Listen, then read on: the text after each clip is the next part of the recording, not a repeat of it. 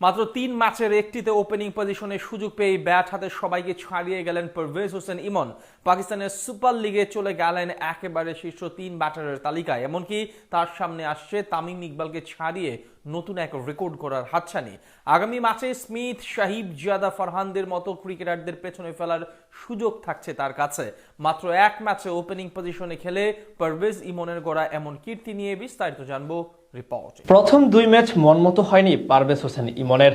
Pakistan super লিগে নিজের অভিষেক সিজনে প্রথম দিকে বলা চলে পুরোপুরি হতাশ করেন এই বামহাতি ব্যাটার। তবে ৩ নম্বরের ম্যাচে এসে ওপেনিং পজিশনে নেমেই সেই সবকিছু যেন সোদে আসলে চুকিয়ে দেন ইমন। ব্যাট হাতে নিজের পছন্দের পজিশনে সুযোগ পেয়ে একেবারে তাণ্ডব কাকে বলে সেটাই বুঝিয়ে দিলেন প্রতিপক্ষ বোলারদের। একের পর এক বাউন্ডারি হাঁকিয়ে এবার পৌঁছে গেলেন টুর্নামেন্টের সেরাদের কাতারে। মাত্র এক ম্যাচে ওপেনিং পজিশনে নেমেই ছাড়িয়ে গেলেন টুর্নামেন্টের সব নামিদামি ব্যাটার। এমনকি বাংলাদেশের জাতীয় দলের সাবেক অধিনায়ক তামিম ইকবালের রেকর্ড ভাঙারও দ্বার প্রান্তে এই ব্যাটার। এবার আসরে শুরুতে ইমনকে নিলাম থেকে কিনে নেওয়ার পর লাহোর কালান্দার্সের মালিক সামিন রাজা বলেছিলেন ইমনকে নিয়ে বিশেষ এক পরিকল্পনা রয়েছে তার দলের।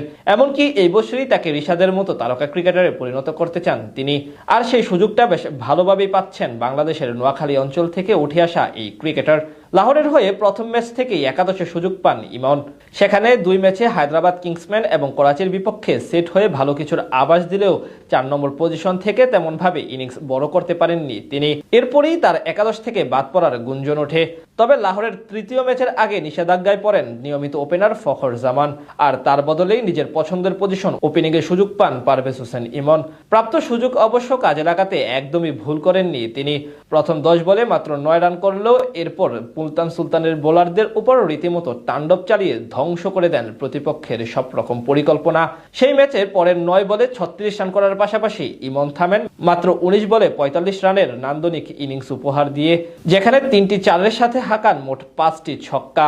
সব মিলিয়ে ২০২৬ পিএসএল এ এখন অব্দি ৩ ম্যাচে মোট ৭ ছক্কা হাঁকিয়েছেন পারভেজ হোসেন ইমন, যা কিনা টুর্নামেন্টের তৃতীয় সর্বাধিক। টুর্নামেন্টে এখন পর্যন্ত ৩ ম্যাচে সর্বোচ্চ ১০টি ওভার বাউন্ডারি মেরে সবার উপরে আছেন মুলতান সুলতানের ওপেনার সাহিবজাদা ফারহান। ২-এ আছেন ইসলামাবাদের সামির মিনহাজ, তিনি ছক্কা হাঁকিয়েছেন মোট ৯টি। যৌথভাবে ২ নম্বরে আছেন শ্যামল হুসাইন, তার ৩ নম্বরে আছেন বাংলাদেশের পারভেজ হোসেন ইমন, যদিও এখানে যৌথভাবেই তার নাম রয়েছে। ৩ ম্যাচে ৭ ছক্কা মারার পাশাপাশি ১৬০ স্ট্রাইক রেট এবং ২৩ এর উপরে ব্যাটিং গড়ে করেছেন ৭১ রান। সেখান থেকে বলা যায় বাকি ব্যাটারদের মতো ইমন যদি শুরু থেকে পছন্দের ওপেনিং পজিশনে ব্যাট করার সুযোগ পেতেন তাহলে হয়তো শীর্ষে থাকতেন। তবে আগামী ম্যাচেও যদি আরও একবার নিজের সেই বিস্ফোরক চেহারা দেখাতে পারেন তিনি, তাহলে নিশ্চিতভাবে সবাইকে ছাড়িয়ে যাবেন। এদিকে পাকিস্তান সুপার লিগে এখন পর্যন্ত বাংলাদেশি ব্যাটারদের মধ্যে সর্বোচ্চ ১৪টি ছক্কা হাঁকিয়েছেন তামিম ইকবাল।